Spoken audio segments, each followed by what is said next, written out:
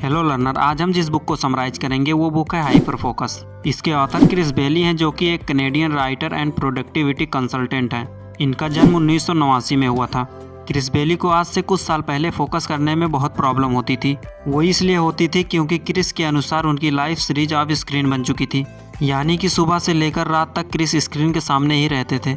लेकिन इन सभी में जो उनका सबसे ज़्यादा टाइम वेस्ट करता था वो था उनका फ़ोन। तो क्रिस ने सोचा कि मैं एक ऐसा बुक लिखूंगा जिससे मैं अपना फोकस हमेशा के लिए बेहतर कर सकूं। उसके बाद उन्होंने पूरी दुनिया घूमी और कई सारे रिसर्चर से मिले और क्रिस ने अपने इस रिसर्च के दौरान 25,193 शब्दों का एक नोट तैयार किया और फिर उन्होंने एक बुक लिखा जिसका नाम है हाइपर फोकस, ताकि वो खुद और दुनिया के काफ़ी लोग अपने काम पर फोकस कर सकें। आजकल तो इंटरनेट टेक्नोलॉजी की वजह से हमारे लाइफ में डिस्ट्रैक्शन काफ़ी ज़्यादा बढ़ गई है। हम दिन भर अपना फ़ोन चेक करते रहते हैं, नोटिफिकेशन देखते रहते हैं, सोशल मीडिया पर कुछ ना कुछ पढ़ते रहते हैं और हमेशा फालतू की चीज़ें देखते रहते हैं। इससे हमारे दिमाग में फालतू की जानकारी आती रहती है और हमारे ब्रेन को इन सब फालतू की जानकारी को भी प्रोसेस करनी पड़ती है। इस वजह से ब्रेन ज़रूरी काम पर फोकस ही नहीं कर पाता। लेकिन अब आपको चिंता करने की कोई ज़रूरत नहीं है, क्योंकि आज के इस वीडियो के बाद आप फोकस ही नहीं बल्कि हाइपर फोकस करना सीख जाओगे। तो आइए हम आपके साथ हाइपर फोकस की 7 इंपॉर्टेंट लेसन को शेयर करते हैं, जिससे आपकी फोकसिंग प्रोडक्टिविटी काफ़ी ज़्यादा बढ़ जाएगी और फिर आपको अपने काम पर फोकस करने में कोई भी प्रॉब्लम नहीं होगी। Chapter number 1, switch off auto pilot mode. हम कई सारे काम बिना सोचे समझे ही करते रहते हैं, इसे ही ऑटो पायलट मोड कहते हैं। जैसे अगर हम रेस्ट करने बैठते हैं तो अपने आप ही फ़ोन चलाने लगते हैं या टीवी ऑन करके देखने लगते हैं। हम कभी भी अपने काम को डिवाइड नहीं करते। हम यह भी नहीं सोचते कि किस काम के लिए हमें ज़्यादा अटेंशन या फोकस देने की ज़रूरत है और किस काम को नहीं। इसी कारण हम लाइफ में बड़े बड़े बदलाव नहीं ला पाते और लाइफ बस एक रूटीन पर चलती रहती है। इसलिए ऑथर कहते हैं कि हमें इस ऑटो पायलट मोड को बंद करना पड़ेगा। इसके लिए आप अपने सारे कामों को इन 4 कैटेगरी में डिवाइड कर सकते हैं। Number 1, necessary work. ये वो काम होते हैं जो आपको करने ही हैं, जैसे ऑफिस जाना, फाइल वर्क कंप्लीट करना। Number 2, unnecessary work. ये वो काम है जो आप करते तो हैं लेकिन ज़रूरी नहीं होते, जैसे फाइल को अरेंज करना, एक ही चीज़ को ज़्यादा डेकोरेट करते रहना। Number 3, distracting work. ये वो काम होते हैं जो आपको अट्रैक्ट तो करते हैं लेकिन ज़रूरी नहीं होते, जैसे सोशल मीडिया, फेसबुक, इंस्टाग्राम आदि। Number 4, purposeful work. ये वो काम होते हैं जिनमें आपको अपनी क्रिएटिविटी दिखाने का मौका मिलता है और जिन्हें करके आपको खुशी मिलती हो, जैसे ब्लॉगिंग करना, बुक लिखना, नोवेल राइटिंग आदि। इन सब कामों में आपको सबसे ज़्यादा फोकस पर्पजफुल वर्क में लगाना चाहिए। पर्पजफुल वर्क के लिए आपको टाइम के वो घंटे देने चाहिए जब आपकी एनर्जी मैक्सिमम रहती है और बाकी के काम आप उस समय कर सकते हैं जब आपकी एनर्जी कम होती है। Chapter number 2, increase your attention. हर इंसान की चीज़ों के प्रति अटेंशन अलग अलग होती है। कुछ चीज़ों पर हम ज़्यादा ध्यान देते हैं और कुछ पर नहीं। तो आप अपनी अटेंशन उन चीज़ों पर ज़्यादा दें जो ज़्यादा ज़रूरी हो। आप अपनी अटेंशन बढ़ाने के लिए इन तरीकों का इस्तेमाल करें। नंबर 1, बोरिंग टॉपिक को इंटरेस्टिंग बनाने की कोशिश करें। नंबर 2, खुद से क्रिएटिव क्वेश्चन पूछते रहें। नंबर 3, आप एज्यूम करें कि आप एक स्पीकर हैं और आप उस कॉन्सेप्ट को खड़े होकर दूसरों को कैसे समझाएंगे। इससे आपका ब्रेन एक्टिव हो जाएगा और किसी भी काम में ज़्यादा ध्यान लगेगा। Chapter number 3, stage of hyper focus. किसी भी काम के दौरान हाइपर फोकस इंक्रीज करने की ये 4 स्टेज होती हैं। Number 1, choose. सबसे पहले आप उस ऑब्जेक्ट को चूज करें जिस पर आपको हाइपर फोकस इंक्रीज करना है। Number 2, eliminate. काम के दौरान सारे डिस्ट्रैक्शन को हटा दें। Number 3, focus. अब आप सारा ध्यान उस ऑब्जेक्ट पर देना शुरू कर दें जो आप करना चाहते हैं। अगर आप स्टडी कर रहे हैं तो हर लाइन को एनालाइज करें कि क्या कहा जा रहा है और उन चीज़ों को इमेजिन भी करें।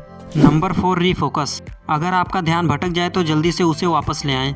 Chapter number 4, remove distractions. कई बार ज़रूरी काम करते समय बहुत सी डिस्ट्रैक्शन आती रहती हैं। इन डिस्ट्रैक्शंस को हटाने के लिए आप ये तरीका इस्तेमाल कर सकते हैं। नंबर 1, आजकल के समय में फ़ोन सबसे बड़ा डिस्ट्रैक्शन है। ये 24 घंटे आपके साथ रहता है। जब आप ज़रूरी काम करते हैं तभी अचानक से किसी की कॉल आ जाती है तो इससे आपका फोकस भटक जाता है। इसलिए आप काम करते समय अपने फ़ोन को अपने आप से दूर रखें या साइलेंट मोड पर कर दें। नंबर 2, छोटी छोटी चीज़ों के लिए मीटिंग की ज़रूरत नहीं होनी चाहिए। ऐसी मीटिंग्स ना खुद रखें और ना ही उसमें जाएं। इससे आपका बहुत सारा टाइम और एनर्जी बचेगा जिसे आप अपने ज़रूरी काम में लगा सकते हैं। नंबर 3, हमें रोज़ तरह तरह के ईमेल आते रहते हैं जिन्हें पढ़कर आपके दिमाग में डिफरेंट आइडियाज़ आते रहते हैं। इसलिए आप अपने ज़रूरी काम के ईमेल को ही पढ़ें और उसका रिप्लाई करें। Chapter number 5, hyperfocus as habit. आपको अपनी फोकस बढ़ाने की हैबिट बनानी पड़ेगी। जैसे आप 30 मिनट एक्सरसाइज करने का गोल बनाइए। इसके बाद आप वहां से हर डिस्ट्रैक्शंस को हटा दीजिए और पूरा फोकस उस काम पर कीजिए। और आप इस बीच में कोई भी कॉल रिसीव मत कीजिए और काम को बीच में मत छोड़िए।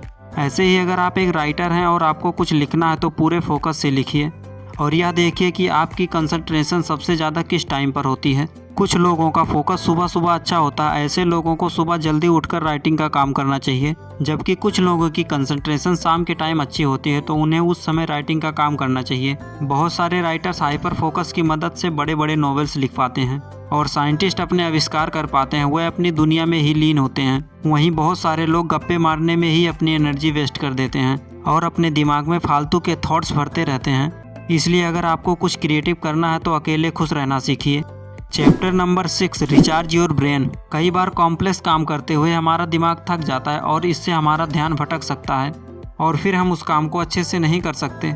और ऐसे ही कई बार हम पढ़ते पढ़ते थक जाते हैं और ऐसा लगता है कि हमारे दिमाग में कुछ घुस ही नहीं रहा है। ऐसे में आपको अपने ब्रेन को फिर से रिचार्ज करना होगा, क्योंकि ज़्यादा देर तक दिमागी काम करने से हमारे न्यूरोट्रांसमीटर एसिटिलकोलिन आदि खत्म हो जाते हैं, जिसके कारण हम अपने काम पर फोकस नहीं कर पाते। इसलिए आप लगभग हमेशा 1 घंटे में ब्रेक लेते रहें। ब्रेक के दौरान आप किसी गार्डन में छोटी सी वॉक कर लें, अपनी मनपसंद म्यूजिक सुन लें, ड्राई फ्रूट जैसे बादाम, अखरोट, काजू खा लें जो आपके दिमाग के लिए अच्छे होते हैं, और अपने हॉबीज़ के लिए टाइम निकालकर खुद को रिलैक्स कर लें। ये सब चीज़ें करने से आपका दिमाग फिर से चार्ज हो जाएगा और आप अगले घंटे फिर से हाइपर फोकस के साथ काम कर सकते हो। Chapter number 7, scatter focus. Guys, वैसे तो यह बुक हाइपर फोकस पर है, लेकिन इस चैप्टर में ऑथर ने एक ऐसे इंटरेस्टिंग फोकस के बारे में बताया है जिसे स्कैटर फोकस कहते हैं, जिसका अर्थ है कि कभी कभी हमें अपने दिमाग को इधर उधर भटकने देना चाहिए और उसे फॉलो भी करना चाहिए। कई बार हमारा दिमाग डे ड्रीमिंग करने लगता है, वह अपनी कल्पना की दुनिया में खो जाता है और वह अपने सपनों को पूरा करने के लिए रास्ता ढूंढता है। ऐसे समय पर आप यह देखिए कि आपका ब्रेन बार बार किस सपने के बारे में सोचने लगता है, वही आपका स्कैटर फोकस होता है। और फिर आप अपने स्कैटर फोकस को नोट कर लीजिए और उस पर हाइपर फोकस लगा दीजिए। जैसे अगर आप बार बार ब्लॉग शुरू करने की सोच रहे हैं या बिजनेस करने की सोच रहे हैं तो उसे डायरी में नोट कर लीजिए और फिर अपना पूरा फोकस उस काम पर लगा दीजिए। ऐसा करने से डेफिनेटली आप मनचाहा अचीवमेंट प्राप्त कर लेंगे। सो गाइस, ये थी इस बुक की समरी। आई होप कि आपको हेल्पफुल लगी होगी। ऐसे ही इंटरेस्टिंग वीडियोज़ के लिए आप हमारे चैनल को सब्सक्राइब जरूर करें। Thanks for watching.